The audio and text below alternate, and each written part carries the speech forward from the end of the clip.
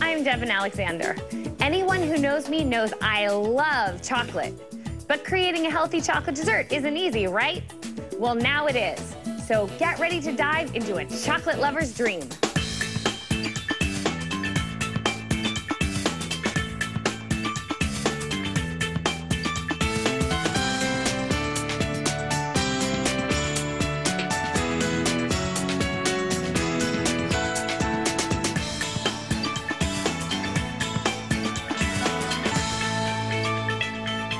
No food makes me happier than chocolate, so I can't wait to get started with my version of a chocolate raspberry smoothie.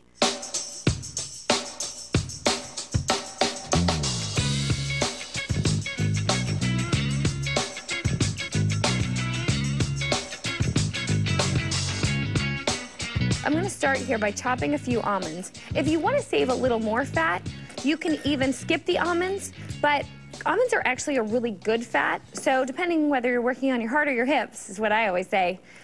Almonds are great for your heart, not as great for your hips if you have too many, but a few are fine. All right, just chop them a bit there. That's all set. Now I'm gonna get some things from my freezer. Keep those ingredients there until the end. Now, if you've ever tried to make smoothies and you felt that they were a little watery, you probably didn't use enough frozen fruit. It's okay to use a little bit of ice, which I'm gonna do here. I'm just gonna put a few ice cubes in here.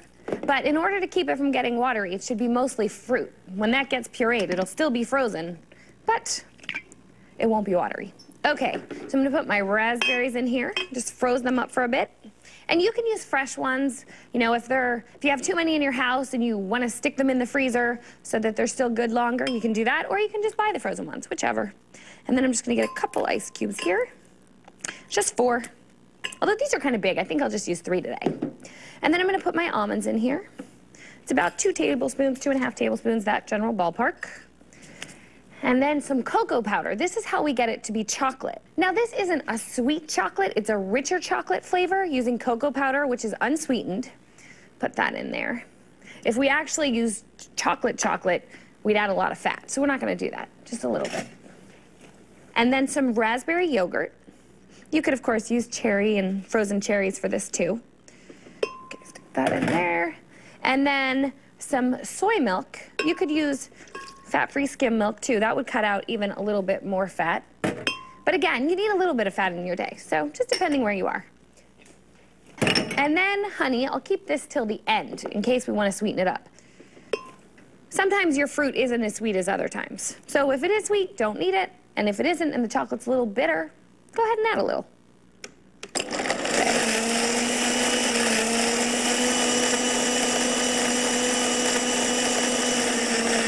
Get that a little.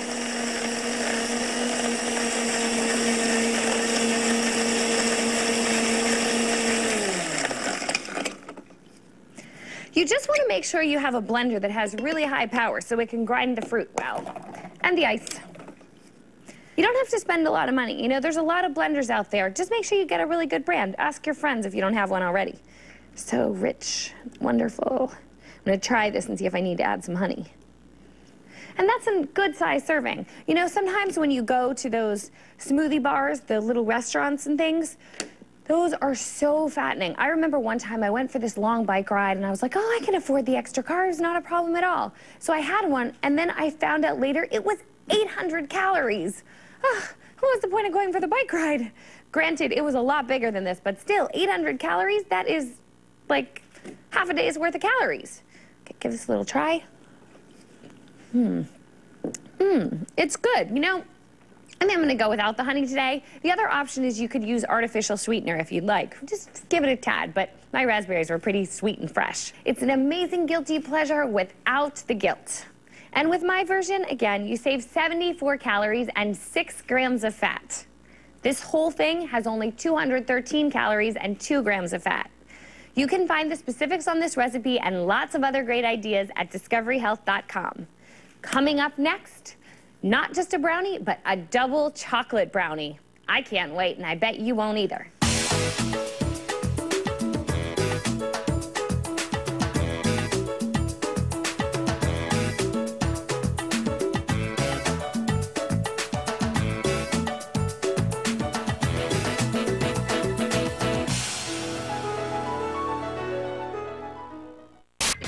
She eats cheeseburgers, manicotti, even dessert. So good. And she says she's on a diet? That's right, a nutritious diet. Just because it tastes great doesn't mean it can't be good for you. Every Thursday night, Devin Alexander's sharing her tastiest secrets, Would you rather spend 20 minutes in the kitchen or 3 hours at the gym? making your favorite foods healthier. I'm not talking tofu and carrot sticks here. Don't miss the premiere of Healthy Decadence, next Thursday at 10:30, part of Be Well Night on Discovery Health. Welcome back. I'm Devin Alexander. Did someone say not fattening and brownie in the same sentence? Is that possible? Well, you can believe it. We're ready to begin my double chocolate brownie recipe, where you'll save 172 calories and 11 grams of fat for a same-size brownie off the traditional.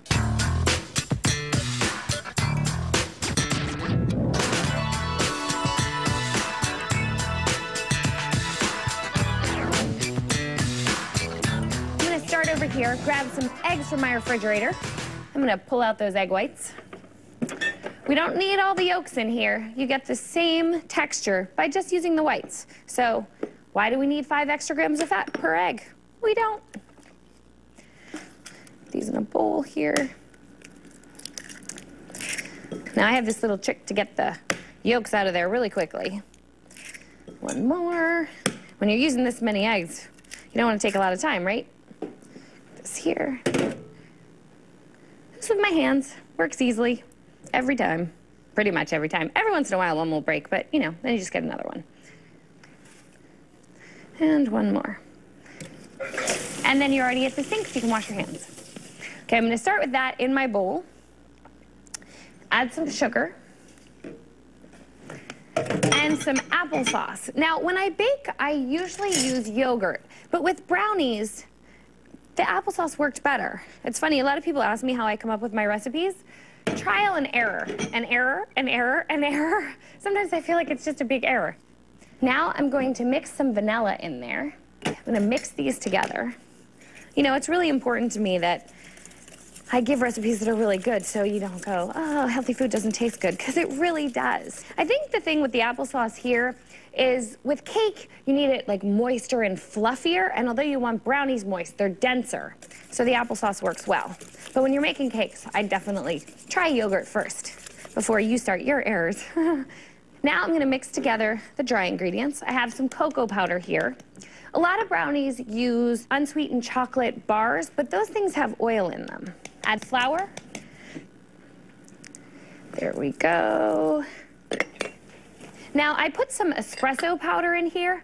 You can make your chocolate richer by adding espresso powder or coffee powder. Just be sure you use the instant stuff. You don't want it to get crunchy in your food. Then I added some salt and some baking powder. Okay. But yeah, that little trick about adding the espresso powder keeps you from needing so much chocolate in there, so you can keep the calories and fat down. There you go. Okay, mix these together quickly. So my hands are great. My friend Gail's mom was brilliant with Gail when she was growing up. So funny, we'll always be hanging out, and she said, oh yeah, when we were kids, instead of making chocolate chip cookies, she'd make meringues with chocolate chips in them, because kids don't know the difference, right? And meringues are so great, because they're really, I don't know if you know, but they're just egg whites with a little bit of sugar in them. Cut out all that butter and saturated fat, cholesterol. You can use a sturdy whisk for this or a spatula. There we go, get it all combined. See, you don't even have to pull out a mixer with this. So there's no danger for your children doing it. Just get them in the kitchen early. You'll be doing them a huge favor. Mix that up well. Yum, and I can smell the chocolate. Okay, get that out. I'm just gonna use a spatula to transfer it to my pan as soon as I spray my pan. Use a non-stick pan. And I use the butter flavored spray for this one.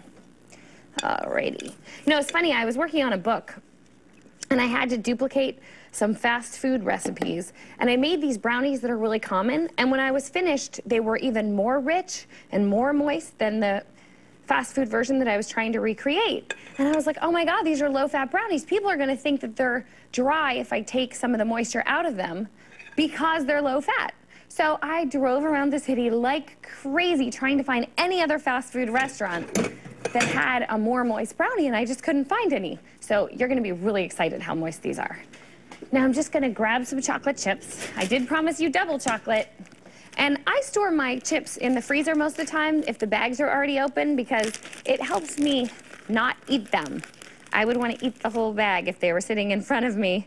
I think people are just wired differently because if I had a bowl of chocolate sitting on my table, I'm telling you, I'd eat the whole thing. But when it's frozen, it's not as tempting, you know? All right, let me just get these last couple chips out of here. We want to make sure we put plenty on the top. And then I'm going to pop these in the oven. They melted on my hands. It also keeps them from melting a bit. There we go. Pop these in the oven, and I'm going to take some to test because I have some other ones over here already. Okay. Oh, they're looking about done, but let me check to be sure. Just pop this in the center. Looking good. Now, unlike traditional baked goods, when you're baking with yogurt or applesauce, as long as this comes out dry, it's okay. It can have a few crumbs on it, though. So just be careful of that. You don't want to overcook your baked goods. Alrighty, amazing but true. Chocolate bliss at its absolute best. These brownies have only 88 calories and 1 gram of fat, even with the little chocolate chips on top.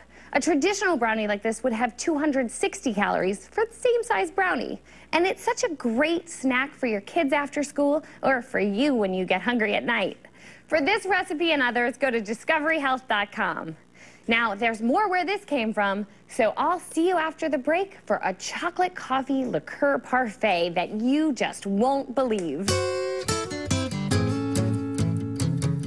People often say that smaller plates will have you eat less. And while that may be true if you're going to a buffet or somewhere where you have to make an effort to get more food, I'm not sure that it's always true. For instance, here I have some fettuccine. Now, that looks like a whole portion, right? Okay, I'm gonna put it on my small plate. To me, that's an appetizer at best. I would definitely eat a meal after that. Now, over here, I have a couple of parfaits. They have the same amount in both glass. This one, I would be totally satisfied, not looking for any more. But this one looks so small, I could easily eat 2 or 3, right?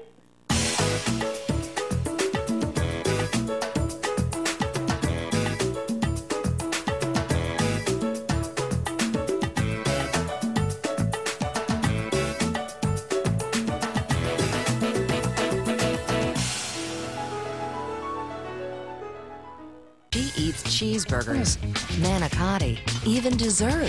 So good. And she says she's on a diet? That's right, a nutritious diet. Just because it tastes great doesn't mean it can't be good for you. Every Thursday night, Devin Alexander sharing her tastiest secrets. Would you rather spend 20 minutes in the kitchen or 3 hours at the gym? Making your favorite foods healthier. I'm not talking tofu and carrot sticks here. Don't miss the premiere of Healthy Decadence, next Thursday at 10:30, part of Be Well Night on Discovery Health. Welcome back. I'm Devin Alexander, and today's show is dedicated to chocoholics like me. You know who you are. So far, we've made a scrumptious chocolate raspberry smoothie, unbelievable double chocolate brownies, and now for the grand finale, a velvety chocolate coffee liqueur parfait. You'll save 267 calories and 36 grams of fat.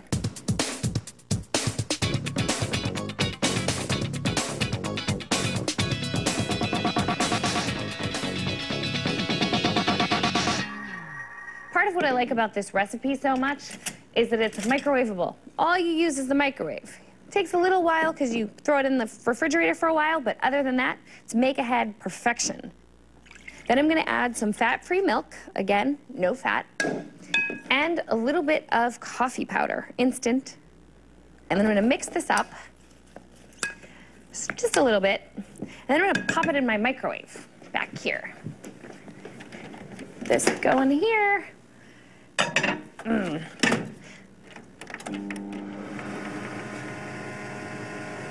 Got that running. Now, the funny thing about marshmallows, I don't know if you realize this, but they seem to be a male-female thing, at least in my life. One Easter, I had a lot of friends over. All the women were eating the little marshmallow bunnies, but none of the men were. And I started asking all the men, do you like marshmallows? Do you like marshmallows? And through my life, I've realized men just don't like them as much. Very strange.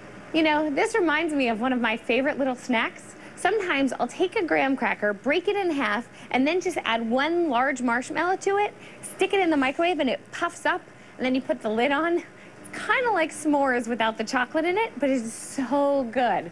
And as I said, it's just a tasty treat when I'm hungry at night sometimes. Now with these marshmallows, we're just looking for them to puff up and melt. I think they're looking about right.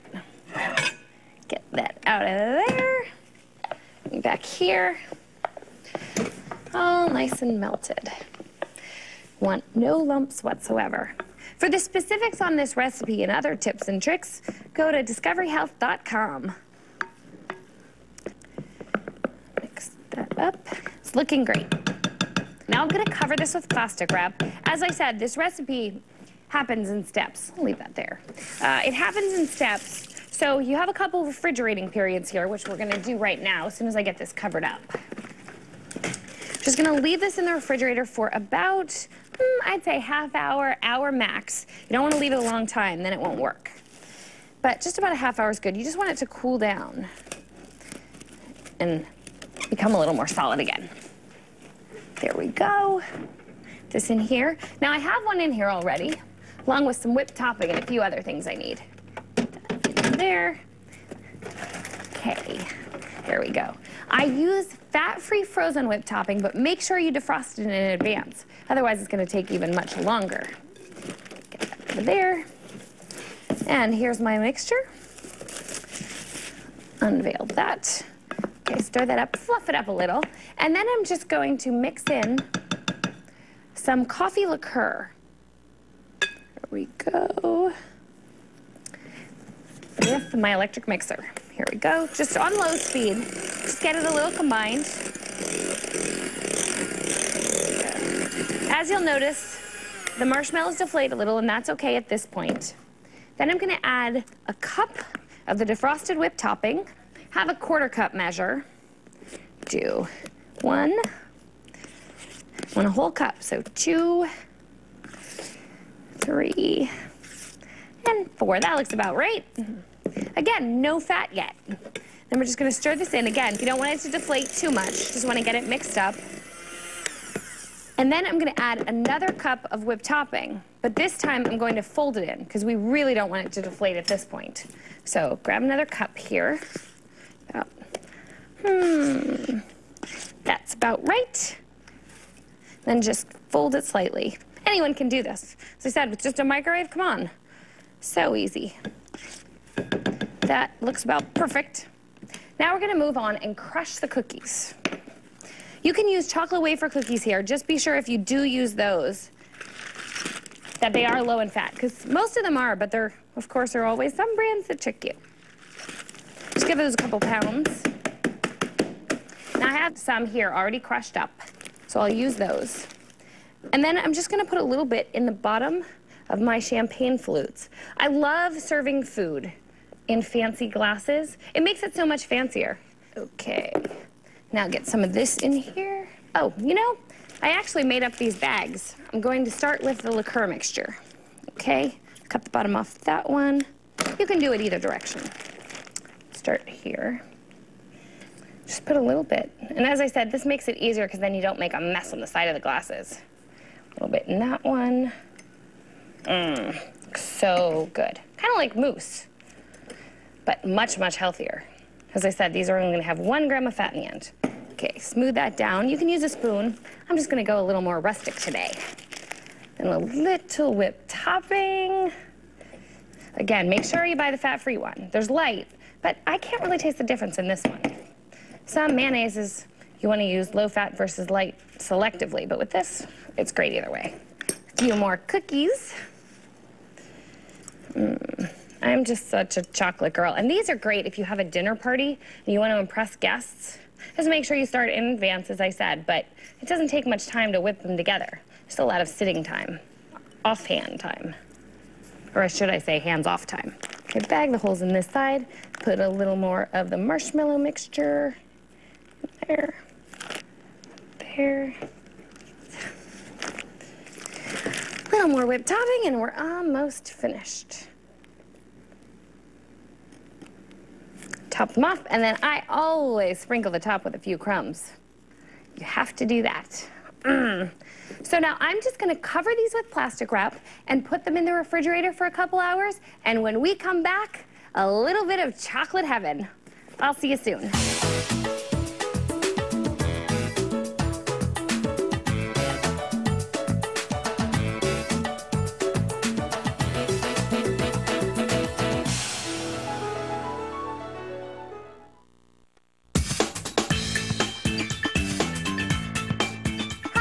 Devin Alexander. Whether it's a holiday treat or an afternoon pick-me-up, today's recipes are sure to satisfy chocolate lovers of all ages.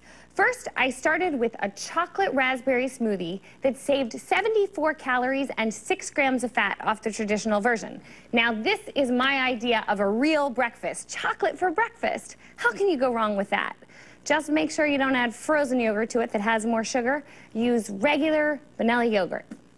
Then we baked some double chocolate brownies. With mine, you'll save 172 calories and 11 grams of fat over a brownie that's the same size as a traditional.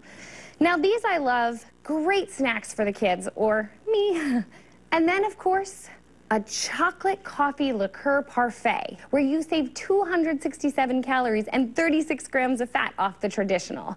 Now this is a great alternative to mousse, especially if you want to impress guests or something, but also it's just such a great adult treat after you put the kids to bed. You know, sit there with a little bit of television and cozy up to it. Remember, just because it tastes great doesn't mean it can't be good for you. I'll see you next time.